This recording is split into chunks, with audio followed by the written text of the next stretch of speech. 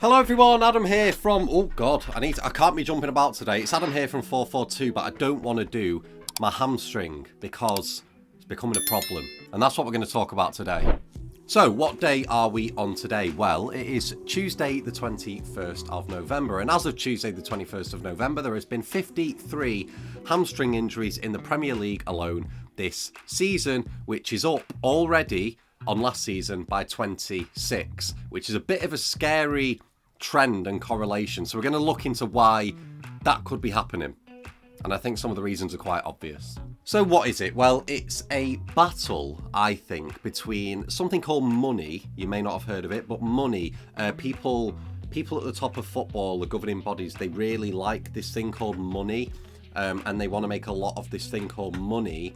And then it's that versus player welfare, which maybe they care about a bit, but not enough to want more money. So you've got money versus player welfare. Now you ask, what brings in more money? Well, simply put, more games of football. The Nations League, for example, has been introduced in the last 2 or 3 years. Don't think anyone's particularly a fan of it. I don't think anyone's tuning in. Oh, the Nations League's on tonight. I've got to watch it. You know, end of the day, it's a glorified friendly and another thing that they can dress up as a competition. That'd be UEFA, of course, in this instance. But it's extra games that the players have to play at the end of the day. And although the last international break that is still going on, but has just really passed now, has been qualifying games, we've seen quite a few injuries in those alone. So Warren Zaire-Emery, who plays for PSG, 17 years old, having a fantastic season so far, did his hamstring in a 14-0, a modest 14-0 win against Gibraltar. A game in which you'd have thought the French players probably would have just took their foot off the gas a bit. Maybe they did, because to be fair, if they went full throttle, it probably would have been 36-0. But nonetheless, a 17-year-old doing his hamstring in a game like that is quite telling. Gavi as well for Spain, the young Barcelona midfielder, did his ACL, so not his hamstring, but it's telling that he's had to be running to the ground as much as he has because of the amount of games that Barcelona have and Spain as well. You look at Pedri, it's a miracle he's alive and kicking, to be quite frank, the amount of games that he's played in the last 2 or 3 years. But Gavi's followed suit and it's all really caught up on him. So it's quite worrying, really, that we're seeing it so frequently now. It also looks like it's going to carry on as well, which is quite a sad truth, because as these governing bodies want more money, they want more games, and next season the UEFA Champions League and UEFA Europa League are going to have 36 teams in it with 8-game group stages, which is just even more. I mean, that's going to be played in the winter period, so imagine now, but just another 2 club games wedged in there somehow. I think in England they're going to have to scrap the League Cup at this rate if this is the way that the game is going. Not only that, but we've also seen the UEFA Conference League introduced recently as well, which I suppose has some positives because, you know, it gives those teams like West Ham, for instance, who won it last year, that European fairy tale. I think it's great for the fans, but for the players as well, extra games for a wider array of players now, not just the ones at the upper echelons of world football. And of course FIFA, yes, we all love FIFA, don't we? The very honourable organisation that is FIFA, they are making the Club World Cup go from 4 teams to 32. I don't have enough fingers. 32, as of 2025, the Club World Cup is going to be in the USA, and it's going to have 32 teams in it. So, more games. So let's turn our attention back fully to the Premier League. There's been 56 hamstring injuries in the league so far this season. The previous high was in the 2020-2021 season, and that was just 40. We're in November and it's 56. This is a 96% increase on last season and a 55% increase on the last 4 seasons averaged out. So there's clearly a trend going on, and I don't just think it's about the amount of games. I think there could be something else at play as well. VAR. Yeah, we're talking about it again. I know.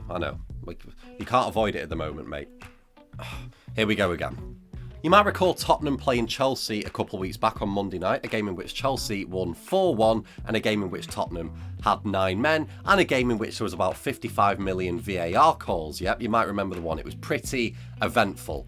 But in that game, Mickey van der Ven pulled up with a hamstring about 15 seconds after a VAR call had finished and then play had resumed. So it was about a 4-minute VAR call. He'd been stood still. So obviously he's been all in action. His muscles been being used. And then he stopped, slowed down. The game's paused. It's resumed. And he's pulled up when a long ball's gone over the top. This could be a real overlooked problem, because if you think about it, the reason players stretch and warm up ultimately before a football game is to get the blood flowing, and make sure that the muscles don't get torn or pulled during play when they're stretching for things and putting full weight on the muscles. But if you've got VAR, and I know that the Tottenham-Chelsea game was a slight anomaly because of how many decisions there was, but there's still a fair amount in every Premier League game. The amount of stoppages you've got players who just stand still, stop moving for 3 or 4 minutes, and then have to resume again.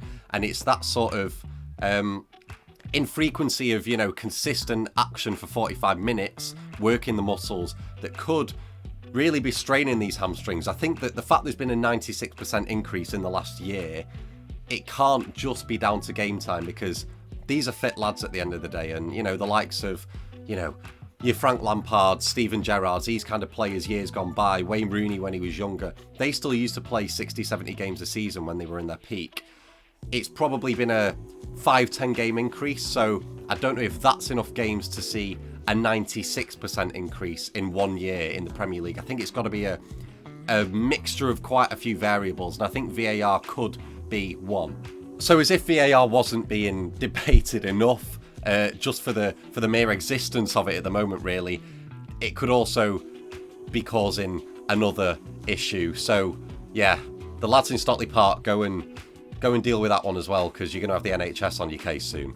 What's even more worrying for the Premier League is, of course, in this country we love and value, it's part of our culture, the Christmas period of football, where it's just endless, non-stop, 24/7 football on repeat, never ending, every day, midweek, weekend, you name it, football is on.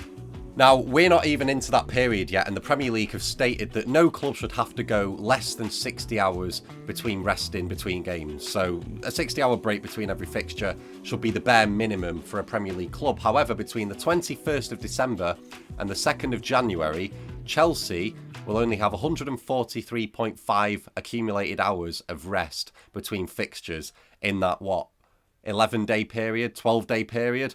They've not got a lot of time to really recuperate, rest and recover, and they've got 3 games in that period.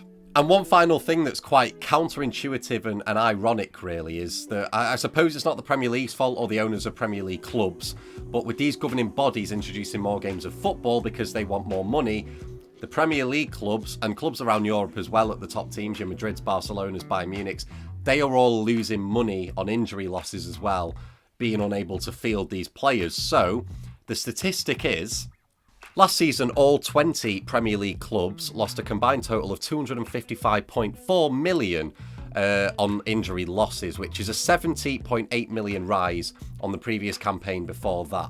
So it's getting worse. The clubs are actually losing more money despite playing more games because they're losing more players.